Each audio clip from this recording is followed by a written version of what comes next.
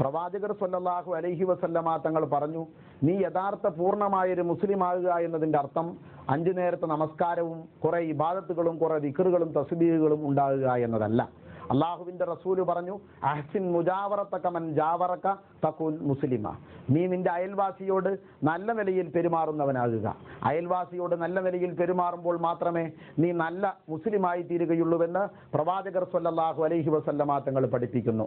അള്ളാഹുവിൻ്റെ ഹബീബ പ്രവാചകർ സ്വല്ലല്ലാഹു അലൈഹി വസല്ലമ തങ്ങൾ മറ്റൊരു ഹദീസിൽ പറഞ്ഞതായി കാണാം, അഹ്സിൻ മുജാവറത്ത്, അള്ളാഹുവിൻ്റെ പ്രവാചകൻ പഠിപ്പിച്ചതായി കാണാം, അയൽവാസിയോട് അക്രിം ജാറക വലൗകാന കാഫിറ. നിന്റെ അയൽവാസി അവനൊരു സത്യനിഷേധിയായിരുന്നാൽ പോലും അമുസ്ലിം ആയിരുന്നാൽ പോലും അവനോടുള്ള നിന്റെ സൗഹൃദം നന്നാക്കി തീർക്കുക തന്നെ വേണം. അവരോട് നല്ല നിലയിലാവണം നീ പെരുമാറേണ്ടത്. മറ്റൊരു സുദീർഘമായ ഒരു ഹദീസിൽ പ്രവാചകർ സ്വല്ലല്ലാഹു അലൈഹി വസല്ലമ തങ്ങൾ പഠിപ്പിക്കുന്നതായി കാണാം, ഒരു അയൽവാസിക്ക് മറ്റൊരു അയൽവാസിയോട് അവൻ ഏത് മതക്കാരനായിരുന്നാലും വലിയ ബാധ്യതകളുണ്ട്. മനുഷ്യൻ എന്ന നിലയ്ക്ക് തന്നെ ആ മാനുഷികമായ വൃത്തത്തിൽ നിന്നുകൊണ്ട് തന്നെ അവൻ ചെയ്തു തീർക്കേണ്ട ഉത്തരവാദിത്വം ഒരു സത്യവിശ്വാസിക്കുണ്ട്.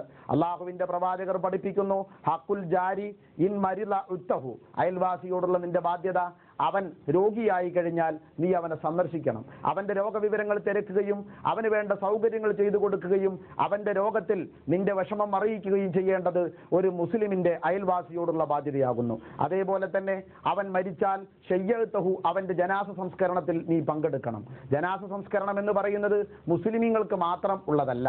ജനാസ സംസ്കരണം എന്നത് എല്ലാ മനുഷ്യരെയും സംസ്കരിക്കപ്പെടേണ്ടതുണ്ട്.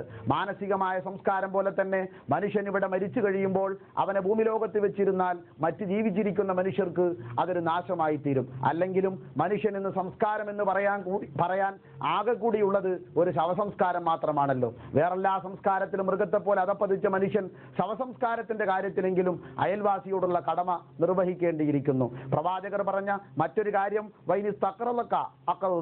നിന്റെ അയൽവാസി നിന്നോട് സാമ്പത്തികമായ വല്ല വായ്പയും ആവശ്യപ്പെടുകയാണെങ്കിലും നീ അവനെ സഹായിക്കേണ്ടതുണ്ട്. നിന്റെ വിഷമങ്ങളും ബുദ്ധിമുട്ടുകളും മാറ്റിവെച്ചുകൊണ്ട് തന്നെ നിന്റെ അയൽവാസിയെ നീ സഹായിക്കണം.